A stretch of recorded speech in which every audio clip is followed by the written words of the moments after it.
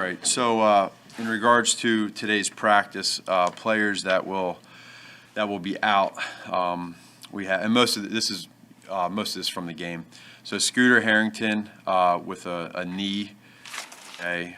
Jesper Horsted with a knee. Sam Camara with an ankle. Jordan Lucas with a quad. Lyle Nichols with a toe. Mike Pennell with a groin. Pat Scales ankle. James Walters calf. And then Javon Wims, I know we talked about his appendix. It's his oblique. So it's not anything to do with his appendix, which is good. So that's his oblique. And then back in today, and we'll be smart with all of these players, will be James Daniels, Eddie Goldman, Jermaine Ifedi off of PUP, Ryan Nall, Roquan Smith, and Danny Trevathan. So we'll be smart with all of them. We'll be smart with how we use them in practice and kind of just individually just see where they're at. But we'll go out there today, and today is not a pads day, but we'll go out and have a good day of practice and get back on track here. So with that, I'll open it up. Matt, I've been meaning to ask you this, but what happened to the visor? Well, I think more than anything, it's the suntan lotion wasn't working, so I was getting like a visor tan on my head. So I just tried to. You guys know that are bald in here. There's not too many though, but yeah. So stayed away from it. Huh? You need to pull that. I know. What is Tariq Cohen able to do right now, physically, and what are you still looking for him to be able to do? Yeah, I mean, physically, he's just going through all his rehab, and I mean, he's out there trying to stay, as as flexible as he can and running around doing different things with Dre. I'm not out there when he's doing this stuff, so I don't know the exact details of what he's doing, but he's definitely progressing. I don't have a timeline for him, but I do know that, I think that he's in a good place, and I just appreciate that. I know it's been frustrating for him, but he's working hard, and we just, every day just try to keep working at it. Opener for him, or do you? I don't know about that. I just don't know, and I kind of caught myself the last time when I put a timeline on him. So, but I don't know about that. 2018, everything's going pretty well offensively, and you're getting 7 yards every time you put the ball in his hands. What did that do to you as a play caller when he struggles in 2019? He, by his own admission, said he was not totally in shape. He was not his best self. Sure. And then you lose him altogether last year. Yeah, 2018 was really good. We were able to move him around and do different things, and he was a big-time weapon, and he was in 19 too. I mean, teams needed to know. They're always concerned of where he is, but to his own admission, he says that. But at the same time, I think that we were really last year going into those first three games, he was really getting back to his 2018 form. That's what's so frustrating, is that happened. So I know now his number one focus is to get healthy, and then when he does get healthy, he's a great addition to our offense. Matt, you mentioned on Saturday that Justin's done some things maybe quicker or better than you guys thought he'd be at the stage. What are some of the specifics of the things that have caught your eye in that regard? Probably, well, number one for sure is picking up the intricacies of the play calling in the huddle. Number one, we know that. We've made that loud and clear.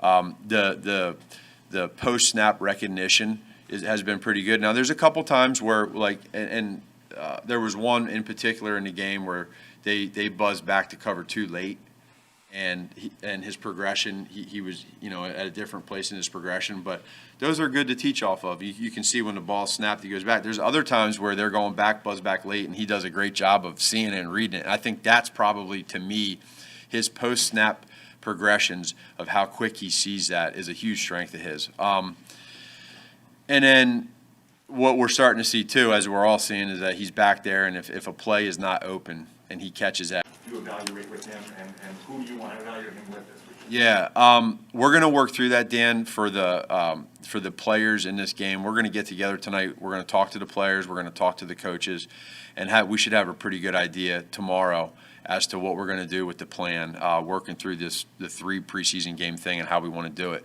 But the ultimate goal would be to make sure that, I would say offensively as a whole, just have a little bit more success in regards to getting first downs, staying away from the penalties, the mental stuff, and then whoever's out there being able to just play fast and really kind of tie up this training camp as we head into the season. And we're also getting back to starting offensive linemen in the Yeah. season.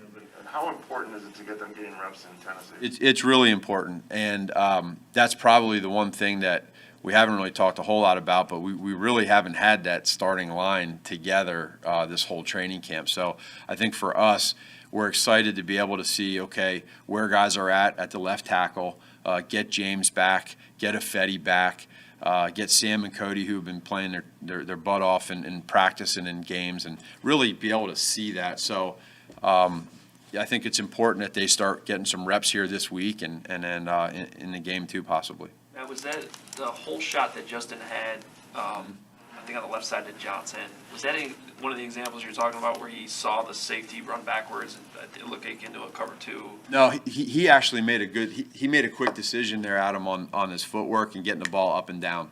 Are you saying the good? Yeah, I'm saying good he clip? read it correctly. Yeah, that one was correct, yeah. Yeah, that was a really good job by him seeing that. Sometimes what happens is that guy, instead of jumping up for the ball and coming down and either catching it or dropping it, sometimes that safety gets there early because you're late to the throw, and he either picks it or hits him. That didn't happen there because he got the ball up and down. As the first half was playing out and you had Andy out there, and obviously as you talked about after the game, there weren't many starters out there. I guess what was your reasoning for continuing to play him throughout that, even though he wasn't really necessarily working with the guys that he's probably going to be working with when the season starts? Yeah, the biggest thing is, well, we were in a position there towards the end of the half where we can maybe get some 2-minute with Andy, which he hasn't. He's done it in practice, but hasn't had it in these preseason games. And again, like when you look at these players that are playing and not playing, I go back to just that balance and the decision of, what those starters are doing in practice together versus what they can do in preseason together, and then the injury risk, and that's that whole balancing. So is it necessarily fair to Andy and Justin what the guys are playing with? It's not, it's not. But at the same point in time, that's where we're at. And so just the more reps we could get, Andy, when you go back and you look at what Andy is doing in these last 2 preseason games, I understand the part of, we haven't been getting first downs and there's been 3 and outs and that. I get that. But really, when you look at play by play at what he's doing, he's making really good decisions. It's unfortunate, like on the interception, right? Rodney slipped and fell, and everyone saw that. And Rodney, he'll run 10 of those and he won't slip again. But that's a part of football. But his decision making, Andy's decision making, has been really good. We had some plays where he's made some plays that maybe couldn't have or shouldn't have been able to make, and he has. But we just want to continue. We like what he's doing right now with the ones in practice, and I think that's what probably makes us feel good. But we also like where Justin's at and seeing him grow, and so that's what we got to kind of talk through here these next couple of weeks. How Matt, vital when is it Phil- then for them to get the reps behind an offensive line that's going to Huge. be a little more cohesive? So what does that make this week, like, kind of weight that it carries? Yeah, no, it's big, Deanna, and I think that for our offensive linemen, for the communication purposes, for the run game, our run game hasn't been bad, but when you get behind like that, again, like we're trying to evaluate these players. So what kind of plays are you calling? You get caught up as a coach trying to come back and try to score and win the game and do things. But really, when the score is where it's at, run our normal stuff and see what we can do. And so there is a balance to that. But this week of practice, getting these guys in, we got to make sure too, like with Ifedi can't just come on in, and Jason Peters just can't come on in and just play the whole practice. And there's a rhythm to how they do it. So we got to monitor that. But then we also know this third game here in preseason is going to be real for them to be able to get out there and see what they can do, for football shape too. Kind of focus on the quarterbacks and Yeah. offensive line.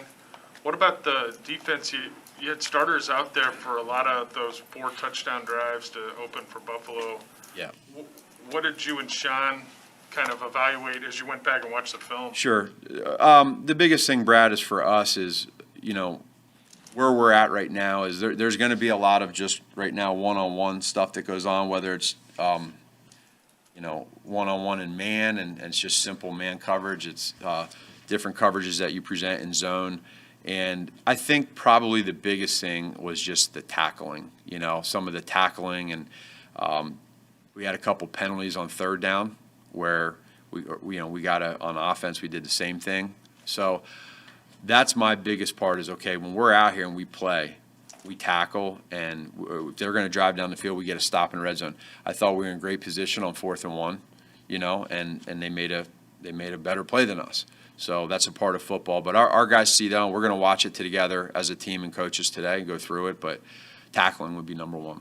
Matt, Last one, guys. along with the injuries, Ball Nichols is obviously a key player Yeah. for you guys. Is that concerning for week 1 or just something you're making? No, I don't think so. I think he'll be okay for that. Yeah, he's just, I